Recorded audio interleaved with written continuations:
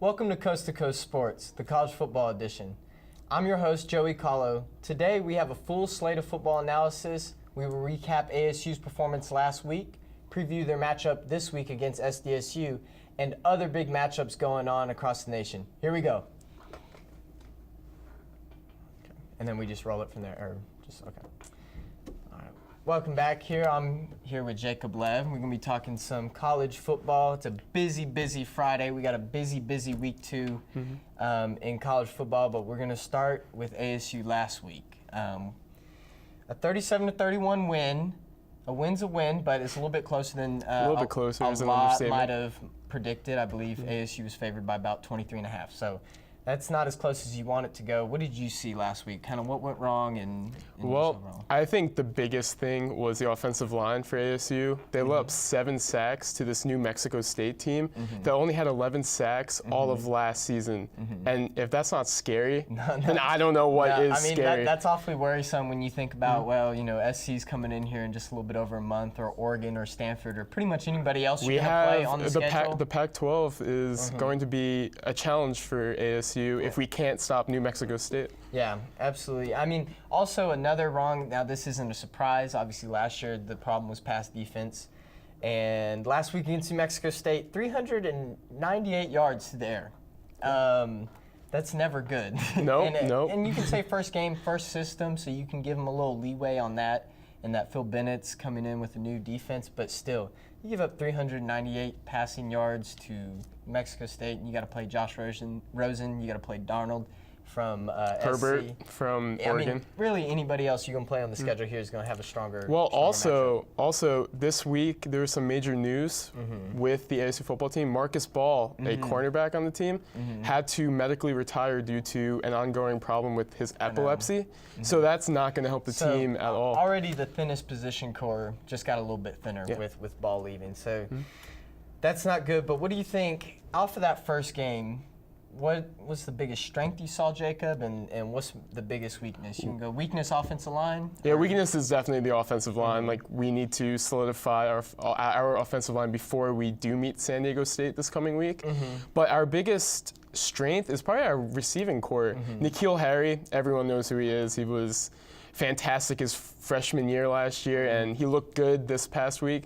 Then transferred John Humphreys, looked very good. He caught a touchdown, had a big touchdown. So that's something that we can, maybe even improve on even more. I think so, definitely. And it's weird to be saying that just because you would think that it would all be, you would say running back, that between Balaj and Richard, but this wide receiver core, from what I saw in the first week, I think got a lot of talent. Not to mention Jalen Harvey can play as well, is another guy that had a long touchdown. Caught Manny Wilkins. But Manny Wilkins, I'm going to go with the strength being Manny Wilkins. 22 for 27, 300 yards, 2 touchdowns. That's exactly what he needs to do. He doesn't need to go throw for 500. He doesn't need to, throw picks. If he can just keep the picks down, keep his completion percentage up, I think he sets him up to be in a lot of games. So that's going to do it as far as what happened last week. When we come back, we're going to talk about this week's matchup against San Diego State and what to look for there. Welcome back, folks. I'm here with Jacob Lev. So we just talked about New Mexico State, what happened last week. We're going to look forward to tomorrow night against San Diego State. So Jacob, this isn't the easiest out-of-conference matchup, you say. Nope. San Diego State's coming off of back-to-back 11-win seasons and 6 straight bowl games in a row. So this isn't a cupcake by any means. Nope.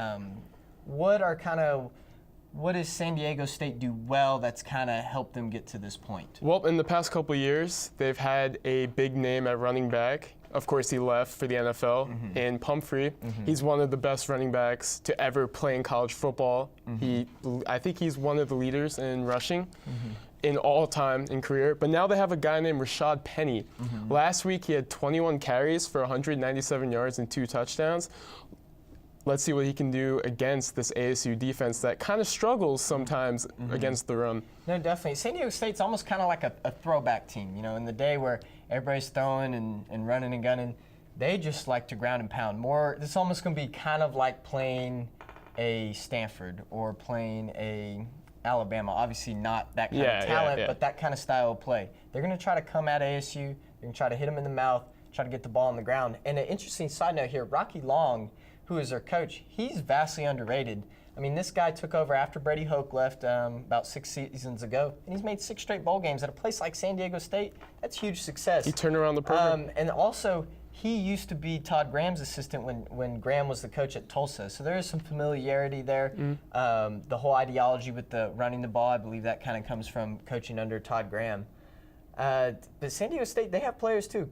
Christian Chapman's their quarterback. He's 14-3 as a starter. He's athletic. He can run the ball as well. He can pull it down. And he's 14-3 as a starter. So when you compare that versus, Manny Wilkins, who's only been able to capture about 3 or 4 wins as a starter, it worries you a little bit. Also, one more thing San Diego State does really well, their defense. They had 34 takeaways just a year ago. That was second in the nation. 34 takeaways. You're talking about 3 takeaways a game. That's pretty impressive. And they run a 3-3-5, which is a very specific defensive scheme. Probably not going to see it on the schedule the whole year. So a lot of this game depends on how's the ASU offense preparing for that, preparing against 5 defensive backs as opposed to your typical 4. So there's a lot to be seen there. What do you find?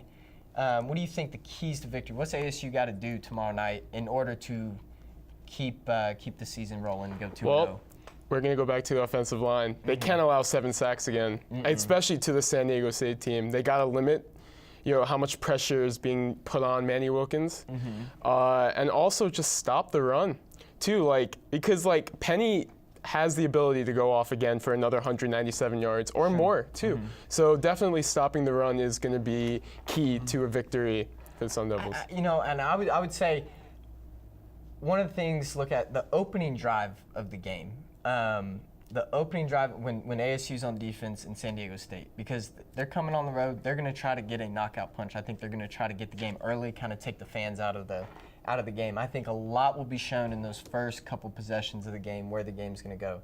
But I think, yes, it's about defense. You got to stop them first, and then Manny Wilkins, if he can build upon his performance he had last week, have a similar performance, I think ASU do fine. Yeah. This game does worry me. What's your pick? What do you think will actually happen? I do think ASU is going to come out with a victory. I think it's going to be another New Mexico State kind of game where it's not by a lot of points, but I do think they're going to figure stuff out, especially along the offensive line. Todd Graham definitely has been working on it this whole week in practice. I'm seeing kind of a lower scoring game. Yeah, in definitely a lower scoring game for sure. I think this game's tight. I think it's low scoring. I think somewhere in the 28-24, 28-27 range. So that does it for the San Diego State preview. When we come back, we're going to be covering kind of the broad strokes of college football this weekend. Welcome back, folks, to Coast to Coast. So now, Jacob, we're going to talk about overall in college football. We're pretty spoiled here. It's only week 2, and we have 4 top 25 matchups. It's a great week. That's pretty impressive. So we're not going to waste any time. Let's start here. Auburn, number 13, at number 3, Clemson. What do you see in that game? Well, I think we got to look at Kelly Bryant here. He's got big shoes to fill in Deshaun Watson's departure. He looked good last week. Let's see if maybe he can take on this tough Auburn and Gus Malzahn's defense, I tell you what, the only thing I think Auburn really can play. They got Jared Stidham, who's a great transfer from Baylor. He stepped in. Everything says he's Heisman hopeful too. He's a Heisman hopeful as well. I would not be surprised. I'll pick Clemson, but I would not be surprised one bit if Auburn comes out and kind of takes it to him and even runs away with this one in Death Valley. We'll see, though. I'm gonna agree with you on that too. Yeah. Clemson is gonna win. I think their defense is just a little bit better with Christian Wilkins and a little stuff bit better too. athletes, but anytime you talk about SEC versus ACC powers like that, it's going to be a good game. Moving on to where College Game Day is going to be in Columbus, we got Oklahoma, number 5, visiting number 2, Ohio State.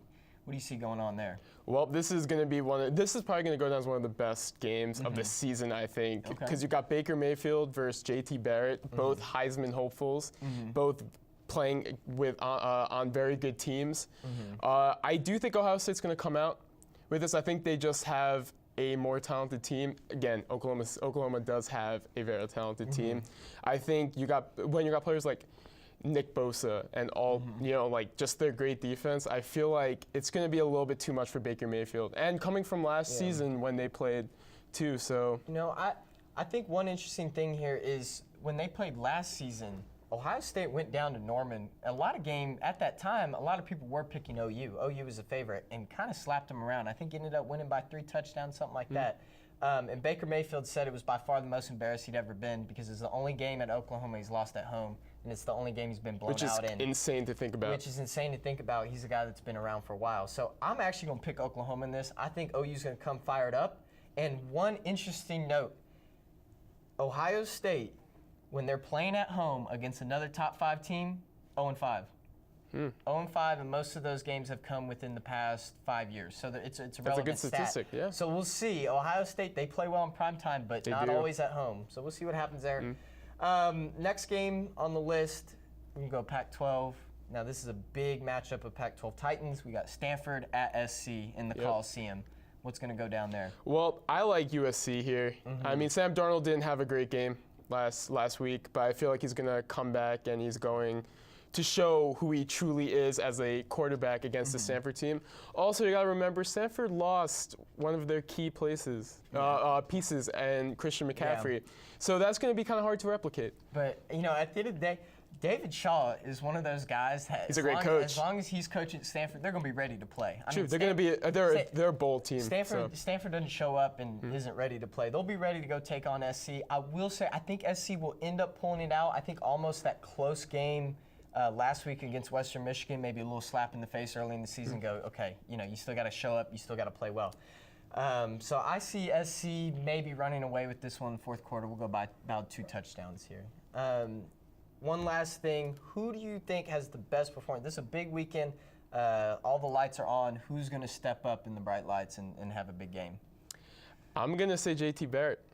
I think he's going to come out. He's got a chip on his shoulder. He's got a bunch of highly regarded recruits in back of him. He's going to prove why he's the starter for this Ohio State team. Okay, and I'll go to the flip side of that. I'll say Baker Mayfield. I'll say Baker Mayfield for essentially the same reason. He's a senior just like Barrett. All the lights are on. And really for Oklahoma, this is their toughest matchup of the season. You get through Ohio State, realistically, running through the Big 12 isn't that big of a deal. Besides Oklahoma State. Besides Oklahoma State and maybe TCU and a couple other teams. So I say Baker Mayfield. He comes out, he has a big performance. He'll be the #1 leader on the Heisman board. So I think that just about does it for the college football coverage, folks. For all of us here at Coast to Coast and Jacob Lev, thank you for tuning in. And I'm Joey Caulo. We'll see you next week.